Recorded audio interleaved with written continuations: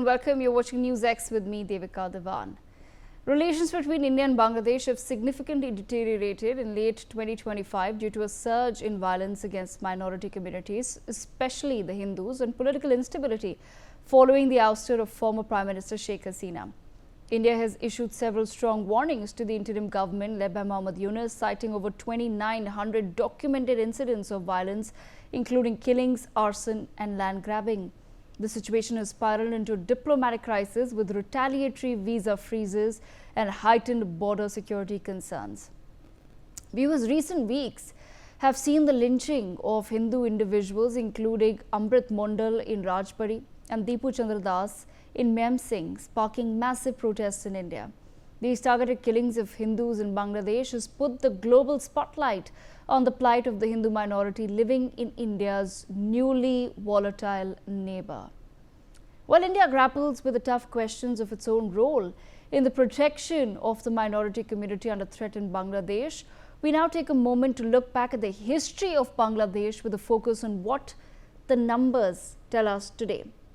Have you ever wondered how many Bangladeshis have crossed the porous borders to settle in India? When did they start coming in?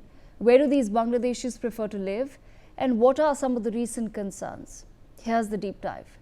Approximately 10 million people from East Pakistan, that is present-day Bangladesh, fled to India during the 1971 Liberation War. Specific groups including nationalist Bengali civilians, students, the intelligentsia and religious minorities, primarily Hindus, were targeted for annihilation.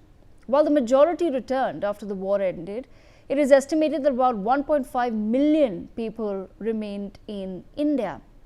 But migration to India continued even after the 1971 war due to a number of factors.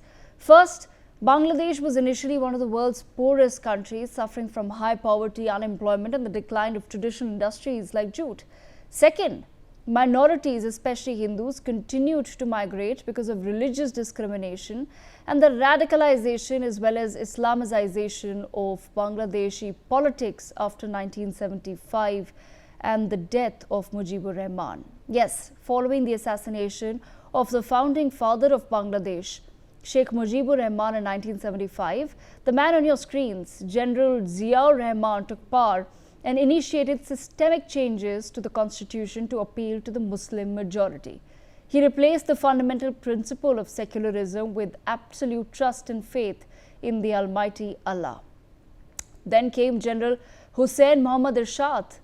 He passed the 8th Amendment in 1988, declaring Islam the state religion of Bangladesh and altering history as we know it. In essence, Bangladesh gained freedom from the brutal rule of radicals in West Pakistan, only to fall back into the trap of radical ideology that has kept the flames of religious animosity alive in our neighborhood, pushing more and more people to cross over into India. So coming back to my previous point, what do the recent numbers really tell us? Well, there are two recent formal government records available on the number of Bangladeshis living in India. That is the 2001 and the 2011 census. As per the 2001 census, around 3.1 million or 30 lakh persons reported Bangladesh as their last place of residence or birth. Bangladeshi migrants formed the largest group of international migrants in India at the time, making up about 60% of the total international migrants. West Bengal, Assam and other northeastern states received the vast majority of about 97% of these migrants. Then came the 2011 census of India, which recorded 2.3 million or 23 lakh Bangladeshi migrants. These migrants were concentrated in border states like West Bengal, which hosted the majority of around 82%, followed by Tripura and Assam. But quite interestingly, it wasn't just Hindus of Bangladesh who were moving to India. It's the Muslims as well. According to the 2011 data, the Muslim population in the northeastern state of Assam, which includes both the indigenous Muslims, that's the Indian Muslims, and those of Bangladeshi origin, was as high as 34%. Another interesting point to note in this is that 76% of the 23 lakh Bangladeshi immigrants recorded living in India in 2011 have actually been staying in India since before 1991. In 2011, only about 22,000 Bangladeshis had immigrated to India. The majority, like I just said, were known to be living in India since before 1991. But even though the total numbers have decreased since 1991, Bangladeshis are still the largest group of international migrants in India. They made up about 42% of international migrants up until 2011. If you're wondering how do the Bangladeshis come in, well, India and Bangladesh share a 4,096 kilometer long porous border, which makes it relatively easy for people to cross over, seeking better livelihoods and sometimes, unfortunately, safety as well. And since the movement is via borders, the border states is what Bangladeshis prefer to settle in as well. Here's how the 2011 census distributed the Bangladeshis in India. Not surprisingly, West Bengal remains the primary destination, housing over 80% of all recorded migrants. The concentration is highest in the border districts of North 24 Parganas, Nadia, Murshidabad and Malda, where shared culture and geography, of course, play a massive role. In the northeast, Assam's Brahmaputra and Barak valleys in Tripura show significant populations as well due to their unique geography, being surrounded on three sides by the Bangladesh border.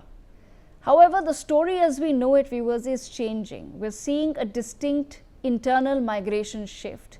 Beyond border states like Bihar and Orissa, migrants are now traveling further inland to India's mega cities.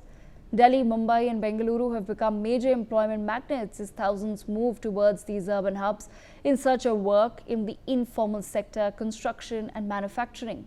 This internal migration and the lack of a recent census exercise in India has given rise to a lot of boiling questions and issues, which is illegal immigration from Bangladesh. In late 2024 and throughout 2025, there has been an unprecedented zero-tolerance crackdown by the Ministry of Home Affairs. Delhi has recorded a massive crackdown in 2025 with over 2,200 deportations. Ahmedabad and Surat in Gujarat have seen over 1,000 migrants detained in early 2025 following statewide searches. As per reports, in 2024, as many as 1,049 undocumented people were apprehended while leaving India. Until July 15th of 2025, 3,536 undocumented people were caught by the BSF.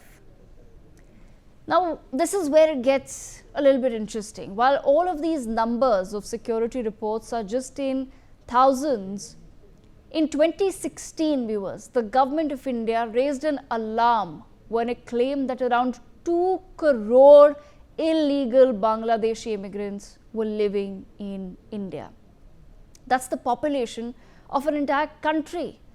The problem with illegal immigration is this. Local populations in border states like Assam and West Bengal obviously fear being swamped by quote-unquote outsiders, which could lead to shifts in political and cultural indulgence and influence. Many migrants obtain fraudulent Indian identity cards like the Aadhaar card, the voter IDs, which authorities now say allow them to access welfare schemes and also vote illegally in the country. But the more dreaded claim is the intelligence agencies raising alarms about the use of migration routes by terror modules and smuggling cartels. As India navigates this volatile diplomatic and demographic landscape, the challenge lies in balancing national security with humanitarian concerns.